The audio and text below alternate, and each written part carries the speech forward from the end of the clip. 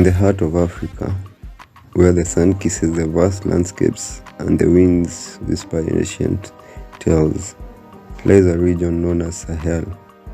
It's a place of contrasts, where beauty and pain coexist, where dreams are born and destinies are forged. The Sahel's people are resilient, their culture is rich, their traditions deep-rooted, but they face challenges that test their very spirit. Enter the Invention School, a beacon of hope and a symbol of innovation. Led by the visionary leaders, Kim and his wife Kate, a team of passionate inventors has embarked on a journey to transform the Sahel and the entire Africa continent. Their mission is not just about inventions. It's about revolutionizing governance, economy, education, healthcare, peace, and security. It's about creating a new Africa, one that thrives on creativity, collaboration, and change.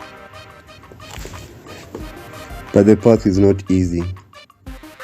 The complexities are many, the urgencies pressing, the despair at times overwhelming.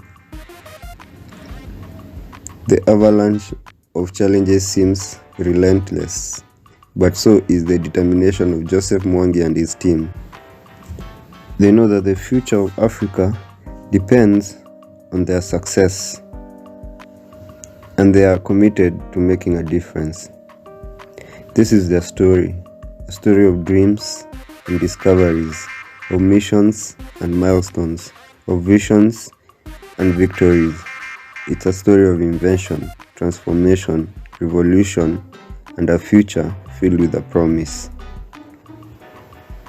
Join me, mechanical engineer Joseph Mwangi, as I narrate the journey of Invention School, a journey that will take you through the heart of Africa, into the minds of its brilliant investors, and towards a destiny that will change the world.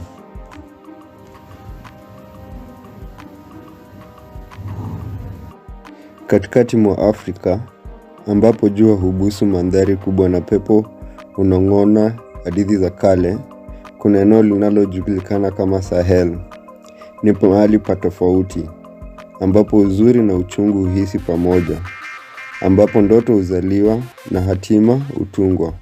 Watu wa Sahel ni wastahimilivu, tamaduni zao ni tajiri, mila zao zimekita mizizi, lakini wanakabiliwa na changamoto zinazojaribu roho yao. Ingiza shule ya uvumbizi, mwanga wa matumaini na ishara ya uvumbizi. Wakiongozwa na viongozi wenye maono, Kim na mkewe Kate. Timu ya wavumbizi wenye shauku imeanza safari ya kubadilisha Sahel na bara zima la Afrika. Dhamira yao si tu kuhusu uvumbizi. Inahusu kuleta mapinduzi katika utawala, uchumi, elimu, afya, amani na usalama. Ni kuhusu kuunda Afrika mpya, ambapo itastawi na ubunifu, ushirikiano na mabadiliko. Lakini njia sio rahisi. Matatizo ni mengi. Uharaka unasukuma. Kukata tamaa wakati mwingine ni mwingi. Banguko la changamoto linaonekana kutochoka. Lakini ndivyo pia azimio la Joseph Mwangi na timu yake. Wanajua kwamba mustakabali wa Afrika unategemea mafanikio yao, na wamejitolea kuleta mabadiliko. Hii ni hadithi yao, hadithi ya ndoto na uvumbizi, ya misheni na hatua muhimu, ya maono na ushindi. Ni hadithi ya uvumbizi, mabadiliko, mapinduzi na siku zijazo zilizojaa ahadi. Ungana nami, mhandisi wa mitambo Joseph Mwangi, ninaposimulia safari ya shule ya uvumbizi. Safari ambayo itatupeleka katikati ya Afrika, katika mawazo ya uvumbizi wake mahiri na kuelekea hatima ambayo inaweza kubadilisha ulimwengu.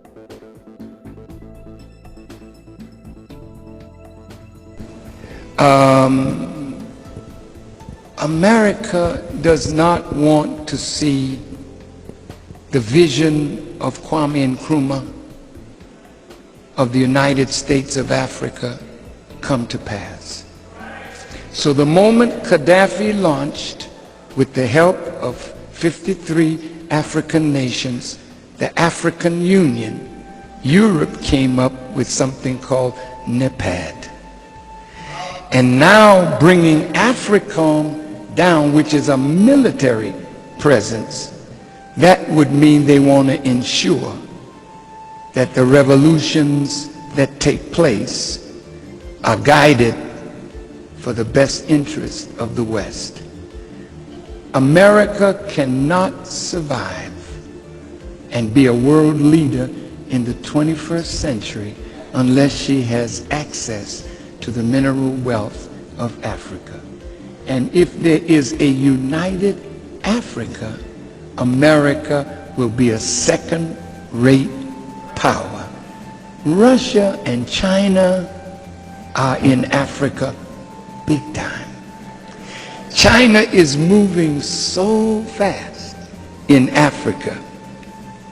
America wants to blunt the incursion into Africa with Russian development, Chinese development. So America wants to compete, but she always has a military objective under that. And AFRICOM, in the little place called Djibouti, 1.5 million people, is home now to an American base. Now look, you really don't know your government, and you don't know the American administrations. You just don't know. And I'm not belittling you. But this is corporate managed media that feed the American people the slop that they want you to eat. So they can tell in the stews that you produce from the food that they feed that they're getting their point over. Am I making it raw enough for you to understand? So I thank all of you for your presence, for your patience. And I pray that what we see going on in the world, that we will try our best to be prepared. You need to store some water in your homes.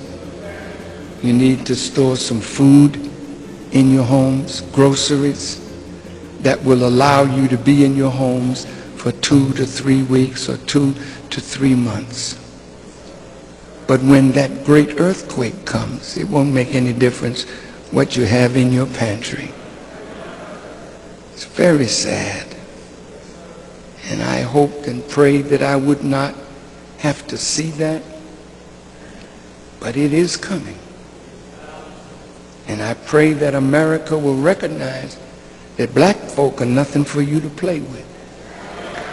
You may think you can kill us, but you will only be ending up destroying yourself.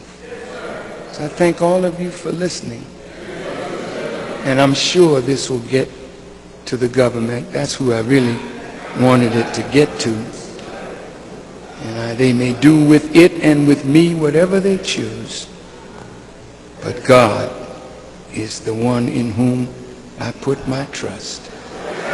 And I would advise you to do the same. Thank you for listening. Assalamu alaikum.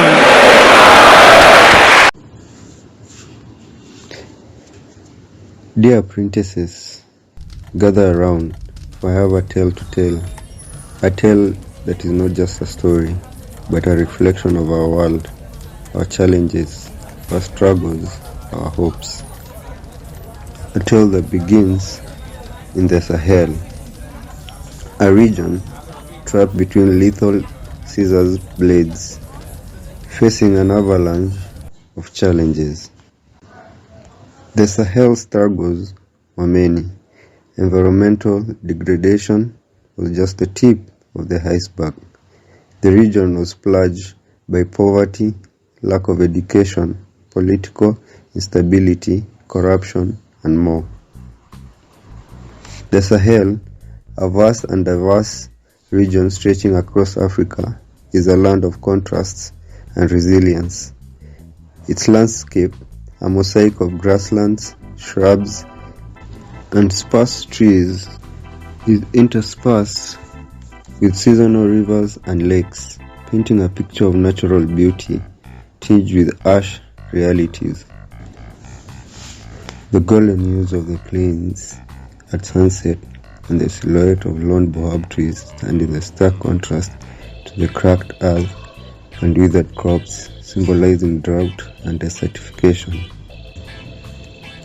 The people of the Sahel belong to various ethnic groups, are a blend of nomadic herders, farmers, and city dwellers, each with their unique traditions and way of life. Music, dance, art, and storytelling resonate with the soul of the Sahel, reflecting the joys, sorrows, hopes, and dreams of its people. Traditional crafts like weaving, pottery, and metalwork are passed down through generations, while festivals and markets burst with color and life. Yet the Sahel is also marked by significant challenges, including climate change, political instability, conflict, and poverty, leading to food and water scarcity, displacing and suffering.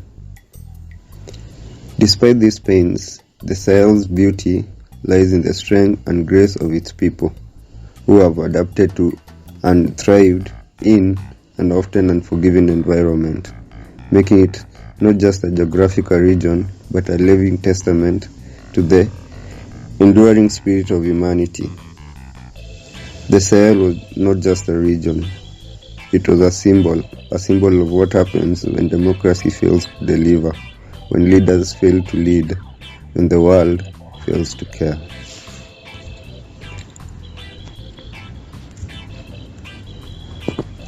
Wanafunzi wapendwa, kusanyikeni kwa kuwa na hadithi ya kusimulia.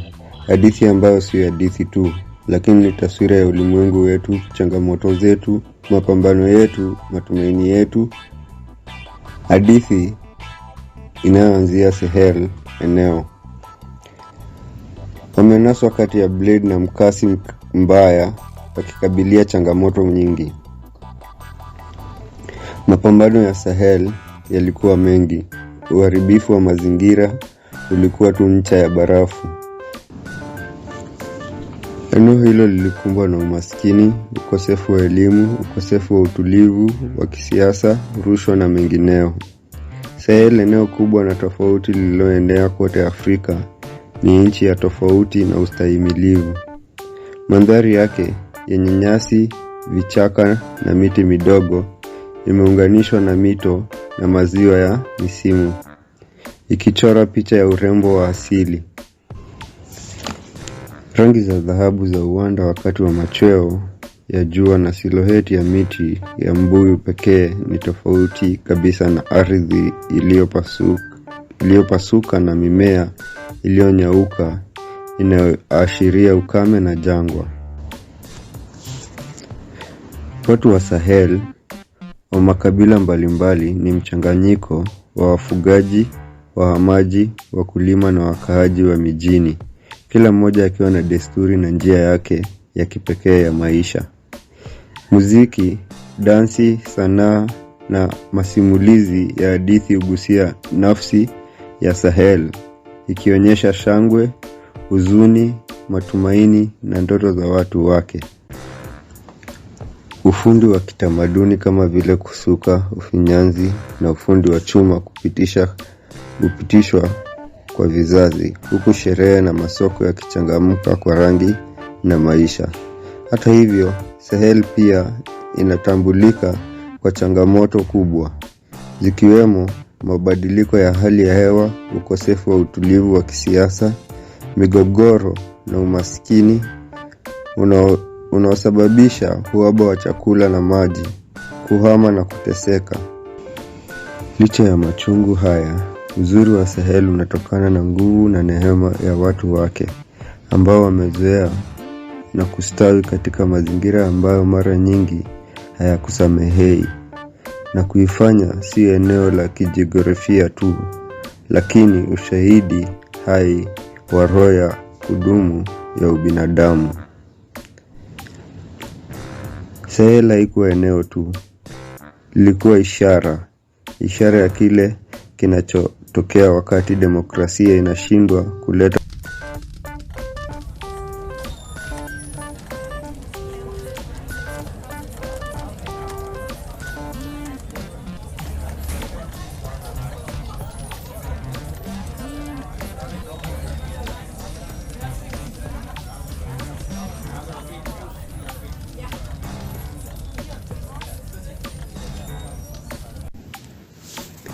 The Invention School's mission was clear. We were not just inventors. We were problem solvers, change makers, visionaries. We were on a mission to save the Sahel, not just from environment degradation, but from all its challenges. The Invention School, nestled in the heart of the Sahel, is more than just an education institution. It's a beacon of innovation, creativity, and hope.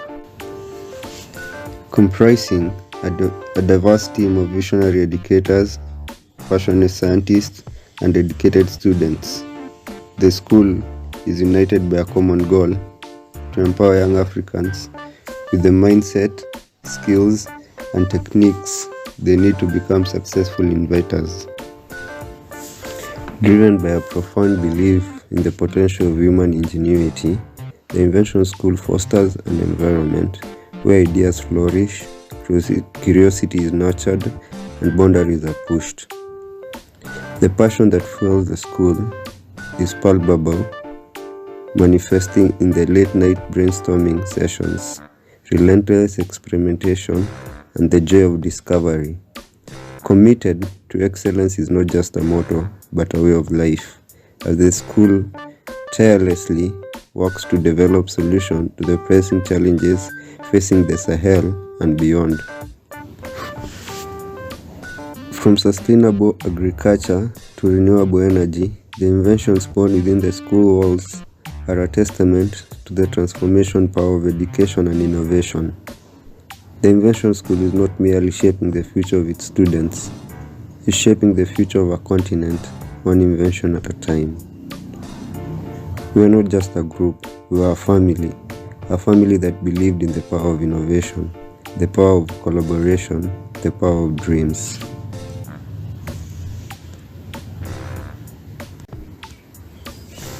Dhamira ya shule ya uvumbizi ilikuwa wazi. Hatukuwa wavumbizi tu, tulikuwa wasuluhishi wa matatizo, waundaji mabadiliko wenye maono. Tulikuwa kwenye dhamira ya kuokoa Sahel, sio tu kutokana na uharibifu wa mazingira, lakini kutokana na changamoto zake zote. Shule ya uvumbizi iliyo katikati ya Sahel ni zaidi ya taasisi ya elimu. Ni mwanga wa uvumbizi, ubunifu na matumaini. Inajumuisha timu mbalimbali ya waelimishaji wenye maono, wanasayansi wenye shauku na wanafunzi waliojitolea. Shule imeunganishwa na lengo moja: kuwawezesha vijana wa Kiafrika na mawazo, ujuzi na mbinu wanazohitaji ili kuwa wavumbizi waliofaulu, ikiendeshwa na imani ya kina katika uwezo wa uwerevu wa binadamu. Shule ya uvumbizi inakuza mazingira ambapo mawazo ustawi, udadisi ukuzwa na mipaka usukumwa. Shauku ambayo huchochea shule inaonekana wazi. Inajidhihirisha katika vipindi vya usiku wa kauli mbiu bali na njia ya maisha. Kwani shule inafanya kazi bila kuchoka ili kupata suluhu kwa changamoto zinazokabili Sahel na kwingineko. Kutoka kwa kilimo, udhibitisho wa nguvu ya mabadiliko ya elimu na uvumbizi. Shule ya uvumbizi haitengenezi tu mustakabali wa wanafunzi wake. Inaunda mustakabali wa bara, uvumbizi mmoja baada ya mwingine. Hatukuwa kikundi tu, tulikuwa familia. Familia iliyoamini katika nguvu ya uvumbizi, nguvu ya ushirikiano, nguvu ya ndoto.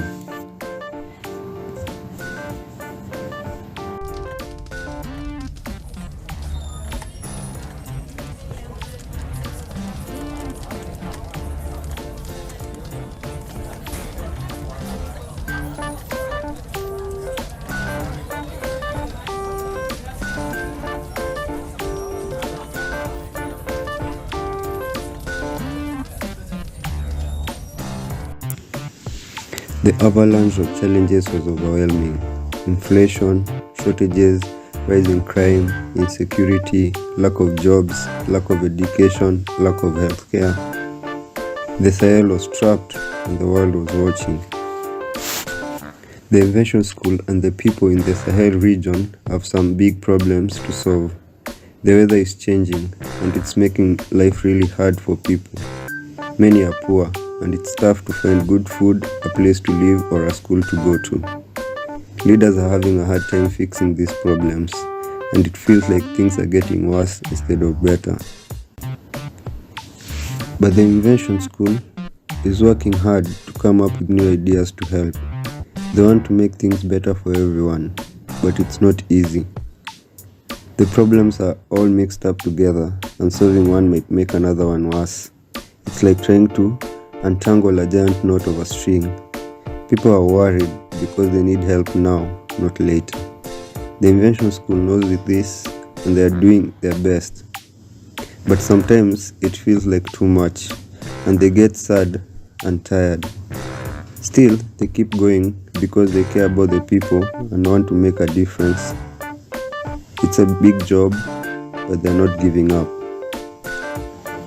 But we were not just watchers. We were doers. We were not just observers. We were participants. We were not just dreamers. We were achievers.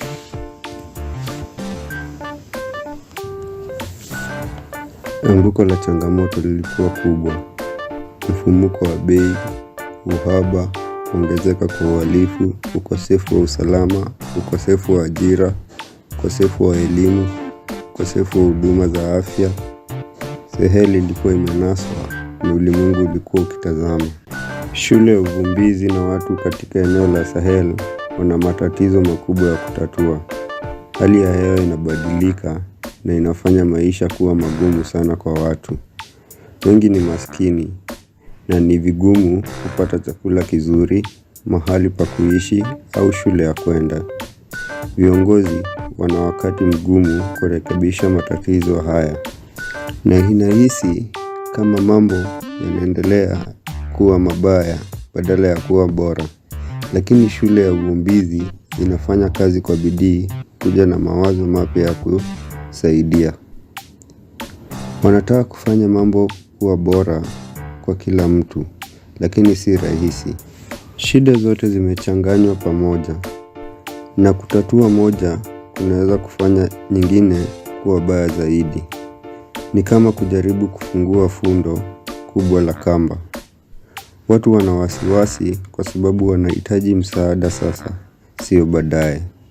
Shule ya uvumbizi inajua hili na wanafanya wawezavyo. Lakini wakati mwingine uhisi kama kupita kiasi na upata huzuni na uchovu. Bado wanaendelea kwa sababu wanajali watu na wanataka kuleta mabadiliko. Ni kazi kubwa, lakini hawakati tamaa. Lakini hatukuwa waangalizi tu, tulikuwa watendaji. Hatukuwa waangalizi tu, tulikuwa washiriki. Hatukuwa waotaji tu, tulikuwa washindi.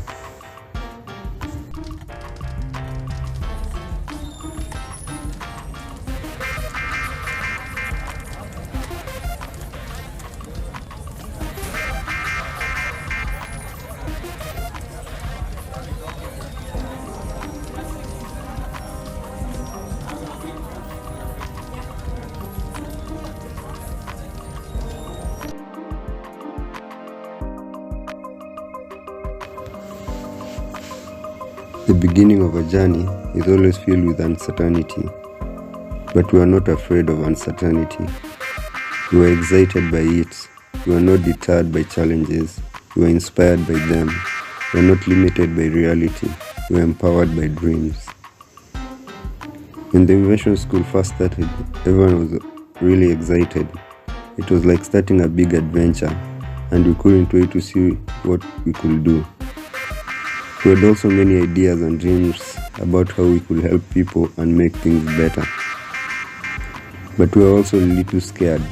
The problems we wanted to solve were huge, and we didn't know if we could do it. What if we tried our best and it wasn't enough? What if people didn't like our ideas?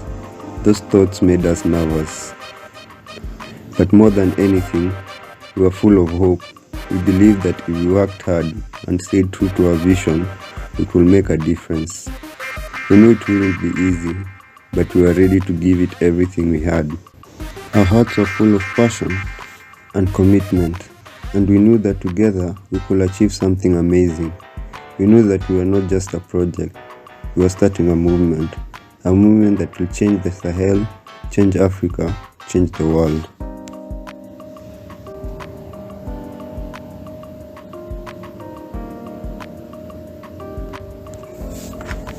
Mwanzo wa safari daima hujawa na kutokuwa na uhakika, lakini hatukuogopa kutokuwa na uhakika. Hilo lilitusisimua. Hatukuzuiwa na changamoto, tulitiwa moyo na wao. Hatukuwekewa vikwazo na ukweli. Tuliwezeshwa na changamoto, ndoto. Shule ya uvumbizi ilipoanza, kila mtu alifurahi sana. Ilikuwa ni kama kuanza tukio kubwa. Na hatukuweza kungoja kuona tunachoweza kufanya. Tulikuwa na mawazo na ndoto nyingi sana kuhusu jinsi tunavyoweza kuwasaidia watu na kufanya mambo kuwa bora zaidi. Lakini pia tuliogopa kidogo. Shida tulizotaka kutatua zilikuwa kubwa, na hatukujua ikiwa tunaweza kuifanya. Je, ikiwa tulijaribu tuwezavyo na itoshi? Je, ikiwa watu hawakupenda mawazo yetu? Mawazo hayo yalitufanya tuwe na wasiwasi. Lakini zaidi ya yote, tulijawa na tumaini. Tuliamini kwamba ikiwa tutafanya kazi kwa bidii na kubaki waaminifu kwa maono yetu, tunaweza kuleta mabadiliko. Tulijua ingekuwa rahisi, lakini tulikuwa tayari kutoa kila kitu tulichokuwa nacho. Mioyo yote ilikuwa imejaa shauku na kujitolea. Na tulijua kwamba pamoja tunaweza kufikia kitu cha kushangaza. Tulijua kwamba hatukuwa tu tukianzisha mradi. Tulikuwa tukianzisha vuguvugu ambalo lingebadilisha Sahel, kubadilisha Afrika na kubadilisha dunia.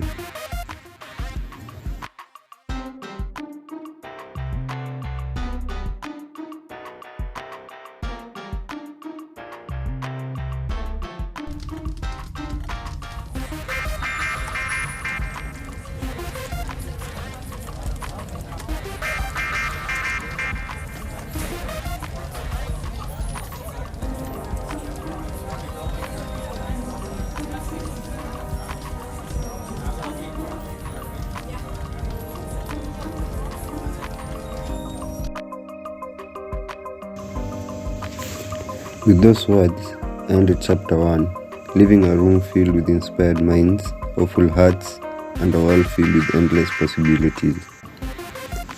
The story of saving the Sahel state is not just a story of environmental salvation. It's a story of human salvation, political salvation, economic salvation, social salvation. It's a story of what we can achieve when we dare to face the avalanche, when we dare to believe in the impossible, when we dare to achieve the unimaginable. And with that, I knew that I had not only begun a tale, but also ignited a spark that will light the way for others to follow, a spark that will show the world the power of Invention School.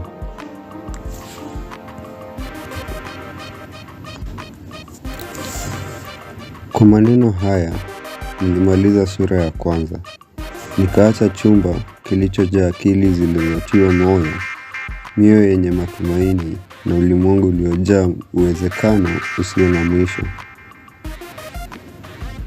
Hadithi ya kuokoa mataifa ya Sahel sio tu hadithi ya wokovu wa mazingira. Ni hadithi ya wokovu wa binadamu, wokovu wa kisiasa, wokovu wa kiuchumi, wokovu wa kijamii. Na hadithi ya kile tunachoweza kufikia tunapothubutu kukabiliana na maporomoko ya theluji. Tunapothubutu kuamini yasiyowezekana, tunapothubutu kufikia yasiyowezekana. Na kwa hilo, nilijua kwamba sikuwa nimeanza hadithi tu, bali pia niliwasha cheche. Cheche ambayo ingewasha njia kwa wengine kufuata. Cheche ambayo ingeonyesha ulimwengu nguvu ya shule ya uvumbizi.